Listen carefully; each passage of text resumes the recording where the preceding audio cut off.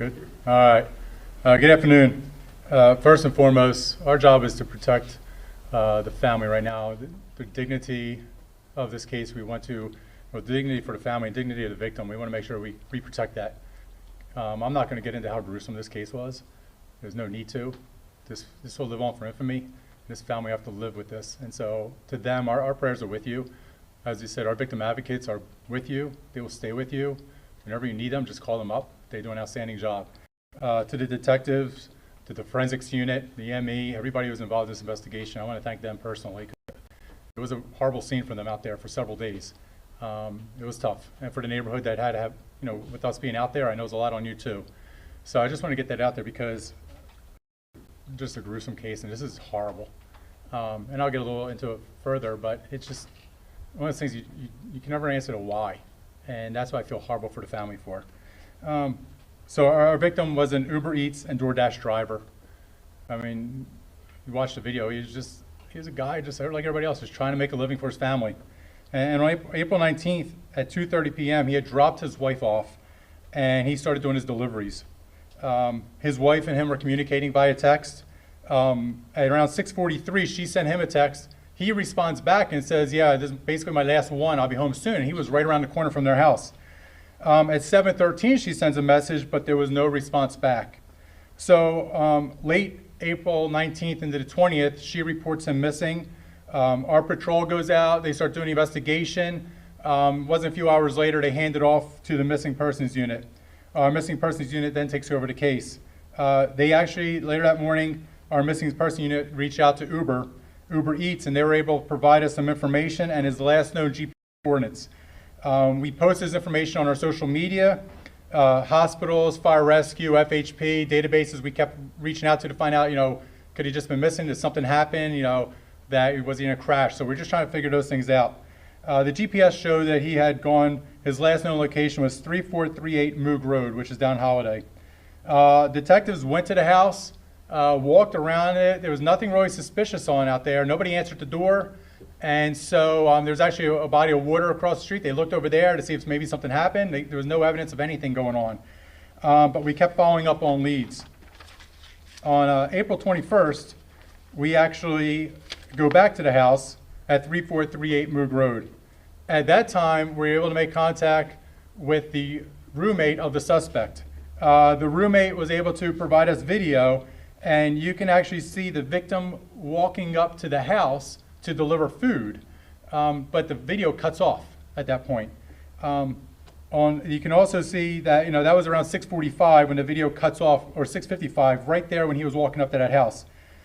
You actually see on the video that the following day, so that was the 19th when he delivered the food. You actually see on the following day, on the 20th, the suspect, Oscar Salas, was carrying trash bags with another individual, and you can see them carrying these trash bags around the side of the house. So our detectives did the right thing. They asked for permission to go through the trash bags, to go into trash bags. There was several of them. And unfortunately, what we found inside of some of those trash bags was human remains. So at that point, we held the scene as a crime scene. We were waiting for Emmy, the medical examiner, to come out. Forensics came out. But we were also able to make an arrest on Oscar Salas. He was arrested at that point for failure to register in Pasco County as a felon and violation of parole. He had been in parole in Indiana. He had just moved down to Florida back in January. And so you'll hear his background is a very violent individual. But we were able to make an arrest for those charges immediately. And so we knew at that point there was no public threat out there as to what happened. But for us, and this is what takes so long. I wish we were like those TV shows where we can solve everything in an hour. We can't. Our job at that point, first and foremost, is to make sure that there's no more public threat. We took care of that. Our second issue at that point was we had to identify the victim, and so the following day we were able to do that. But the other part too is we have to build a case. Because I know for many people, everybody wants things done immediately. I just want a solution. I want this done absolutely like within seconds, because we're used to that with Google. But the problem is it doesn't work that way in the real world with cases. And if we as a sheriff's office don't do everything we can from a forensic standpoint, from an investigative standpoint, hand it off to the state attorney's office, and they're not able to bring justice to the family, then we failed through the pipeline.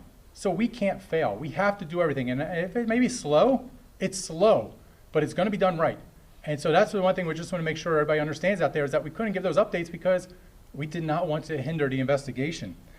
After we were able to identify the victim and notify the family and have victim advocates out there, we were kept through the process. And then last evening, on April 24th, we arrested Solis for felony murder in conjunction with a robbery, because we were able to find the victim's wedding ring and car keys in another room in the house, outside from where we believe the homicide occurred. And so, a couple of things real quick. Talk about Oscar Solis. This guy's he's affiliated with MS-13 from Indiana. Like I said, he just came down here from Indiana like a month or two ago, 2 months or 3 months ago in January. His charges before, he had been battery, burglary, possession of stolen auto parts, drugs, resisting law enforcement, other burglary charges, home detention placement, burglary, battery on detention staff. He supposedly stabbed somebody several times while he was in prison in Indiana. So you're talking about a very violent individual that Indiana released and sent down to Florida. He came down to Florida. They released him on parole. And so unfortunately, now we have a hardworking guy, a loving husband, who's no longer with us because this violent individual killed him. Our call for action we're asking right now is that there are several pictures, these individuals, and I'll tell you, if you're one of those individuals or you're the parent or guardian of one of these kids, it looks like they're young adults, they're not in trouble. We just need to know who they are. Can they come forward information? They were actually in the house about an hour before the homicide occurred. So if anybody has any information, please come forward. As I said, you're not in trouble. We just need to keep building this case, because we in Florida will bring justice for this family. We'll ensure, through the state attorney's office that, the family realizes that we did everything we can, because this victim, I go back to, it's sad. It's horrible. And the one thing, us as a command staff, we get these updates on the homicides, we get information. And as I start the press conference, and I'll tell you this, I kept asking, what's the connection? Because unfortunately, a lot of times in homicides, there's a connection there. Sadly, we know domestic violence is horrible. We know that, there's drug addiction, drug dealers that will shoot each other over drugs, and, beefs over gang or other issues, or business partners that are mad at each other. There's something that you can say, there was passion, there was anger. This was absolutely a horrific crime of passion. This person, you always say the word evil, but this is demonic. This individual what he did was demonic. But at the same time, we couldn't answer the question why. What the relationship? There doesn't appear to be any relationship. All it appears is that there was a gentleman who was working, was doing his last delivery of the night, and this person killed him for no reason. And he took him away from his family. So please, if there's anybody out there, any other information, please provide it to us, get it to us. We're building up this case, we're working with the state attorney's office, but we're going to ensure that in Florida there will be justice. So with that being said, any questions? Those kids, do the roommate know who they are at all? I'm not sure. I'll let one of the detectives, if you guys know if they. He's Roger Middleton, Middleton. I'm a detective in the Major Crimes Unit. The roommate does not know any of the children, but says there's several children that come in and out of the home often. Do you expect, are you concerned that those children are alive or not? There's no indication anything other than they just were visiting the home. And the guy, he just moved here, so does he have any family here, the suspect at all? His father lives locally, and we've been in contact with him. Were he the suspect and the homeowner the only two that lived in that home, or do they rent, or who would those kids be visiting? It's unclear. It's where we're wanting to locate them and speak with them. Mm-hmm. But is the homeowner or are they both renters? The home is a rental. Mm-hmm. So are there any potential charges against the roommate or any other individual who may have known anything or participated in this? Well, that's we're going to keep building the case, but this is anything that the detectives found out that anybody knew anything. Even the other individual who's taking the trash bags out, just somebody who the father had sent over to help him. The father had somebody that would go over to drive him places, would take him places. So that was a person, just somebody's like, hey, I'll help you move the trash. The roommate actually made a comment to the detective saying, I was surprised the guy actually took trash out. Like, guy finally did something. The other information is that the suspect may be a gamer. So maybe that's why these other kids are over there. They're hanging out the video games, not sure. But these are other things. This is why we need to figure out some of the information. He was, how old was he? 30? 30 years of age. And we don't know how old these kids are, we don't know who They could be 18, they could be adults, they could be minor. That's what we don't know. Is there any relationship between the two roommates as to why this guy comes from Indiana and ends up in that house? So the house is leased to the roommate and this gentleman's father. And when he came down from Indiana, his father moved out and allowed Oscar to move in. And the roommate, he wasn't home at the time of any of this. Did he say where he was at, or? He was not home, and it was corroborated. Are you guys aware of any MS-13 activity that this man was affiliated with other members of MS-13 in the area? I don't think. Yeah, nothing? No. And with him not having registered himself as a felon, what are the procedures in place to catch people that aren't registering themselves when they move states? So that you can register with the Department of Corrections in the state of Florida, but you also have to register as a felon within the county. So he was not registered in the county as a felon. Correct, but what's the policy in place to, follow up that people are adhering to the law in that regard? So it's a difficult thing. People, I mean, we're a big state, we're a large state. People they can register with DOC, but we don't know if they're in the county. So it's a very difficult task, and it's one of those things that it could be through a traffic stop. It could be through, an arrest like this, interaction like this. That's when we find out that they didn't register. Like a crime has to be committed before unless he's registered. Or an interaction. He could have went missing. And when we found him, we looked him up and said, oh, he failed to register in Florida. What's it been like working with Uber Eats and different delivery companies like this? We've seen a lot of violent incidents happening to delivery drivers, and how are those relationships? So when the sergeant was able to notify his liaison at Uber Eats, they were very quick to give us the information. I'd say it could have been Uber Eats, it could have been DoorDash, it could have been any delivery. I don't think this guy cared. This guy, supposedly from the information I got, I said a lot of this information is so preliminary. The father ordered food for the son.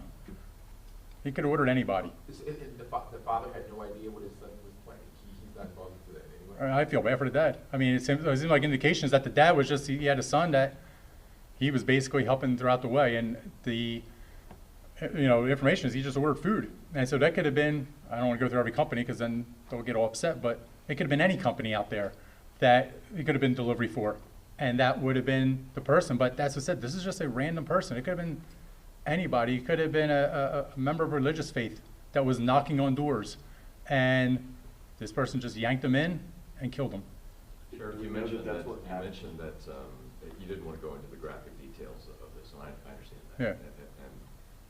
But how could the roommate not know that something had occurred if it was that bad inside?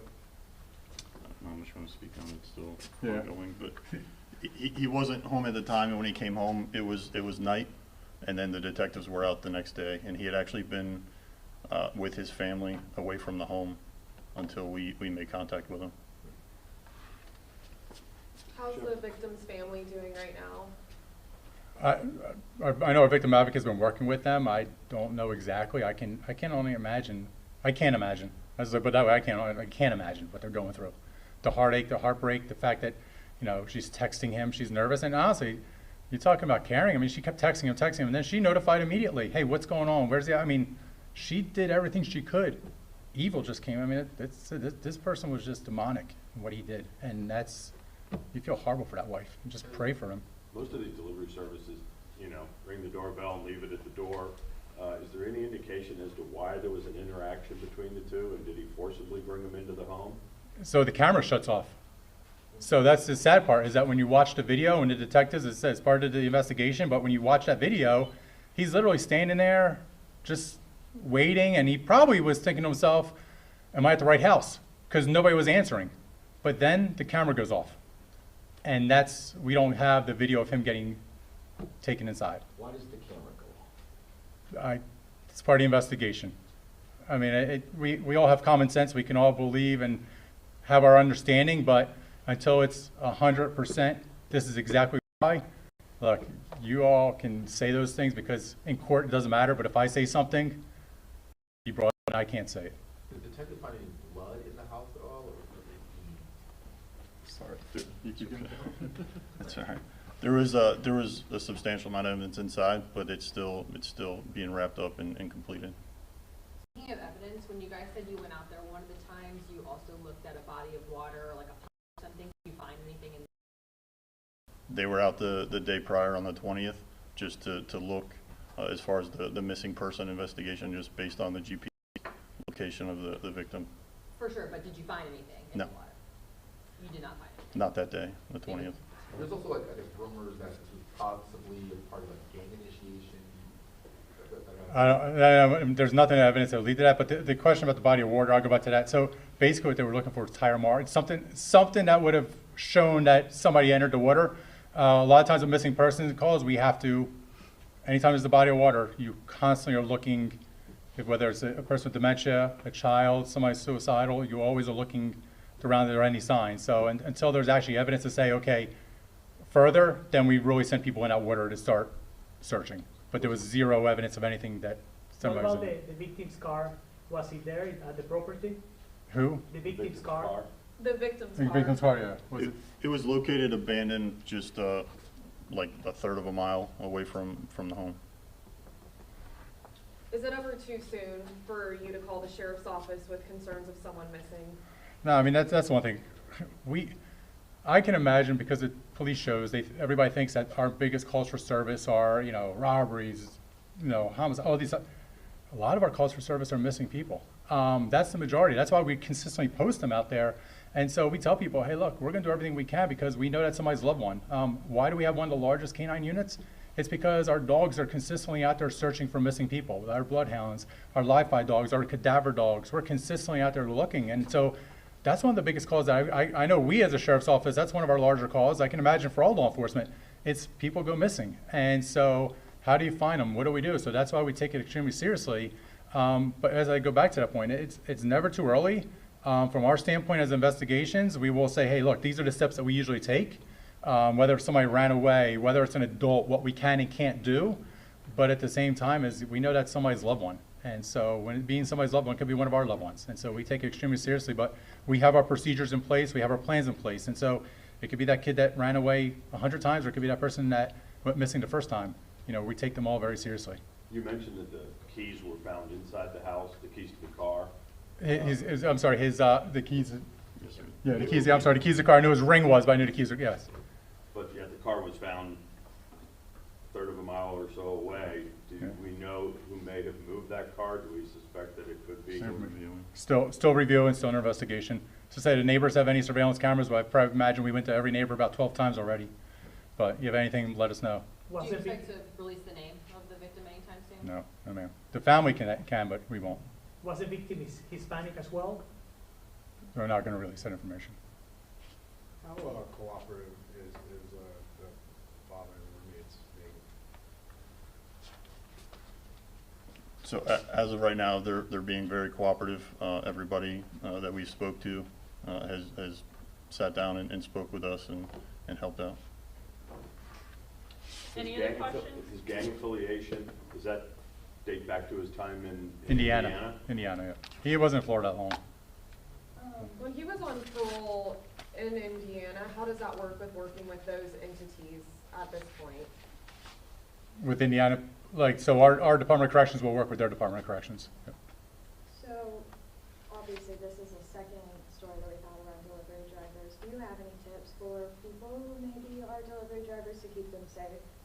So tips for delivery drivers, I would say, it's like anybody who's out there. If you're knocking on a stranger's door, and I get, this is the same thing also where people, they go online and they buy stuff from each other and they meet up.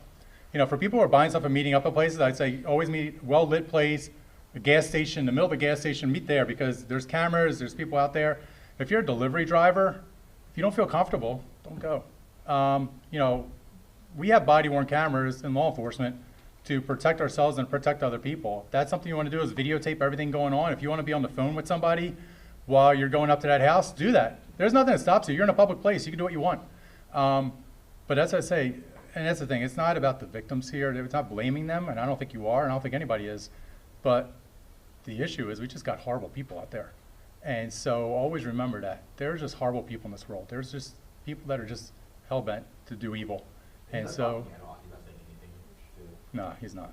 So, that being said, well, I appreciate it. By now, those individuals can come forward. If the family knows them, please come forward.